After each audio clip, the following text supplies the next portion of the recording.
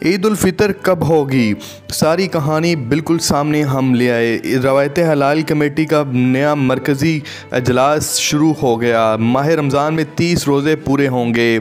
मरकज़ी हलाल कमेटी के चेयरमैन ने मज़ीद कहा कि इस दफ़ा ईद पूरे रमज़ान में इंशाल्लाह इकट्ठी होगी। 20 अप्रैल की शाम को ईद का चाँद नज़र कभी किसी सूरत नहीं आ सकता।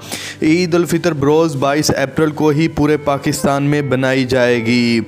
और इसके अलावा उन्होंने कहा कि पूरी कोशिश है जामिया कासिम को भी इकट्ठा लेकर चलने की। 20 अप्रैल को नया चाँद सुबह 9:13 पर पैदा हो जाएगा। 20 अप्रैल को चाँद की उम्र 10 घंटे से कम होगी। चाँद की उम्र 19 घंटे से ज़्यादा होनी चाहिए। और यही कि बिल्कुल साफ़ मौसम में चाँद दिखाई देने का कोई चांस नहीं। और उनका मज़ीद कहना था 21 अप्रैल को 30 रमज़ान यकम, 22 अप्रैल को यकम शवाल होगा।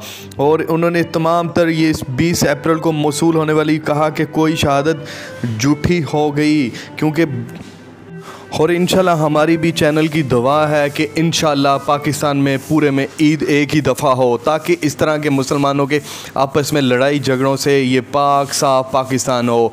आप सबको एडवांस मेरी तरफ़ से ईद मुबारक हो। अल्लाह हाफ़िज़, अपना ख्याल रखिएगा।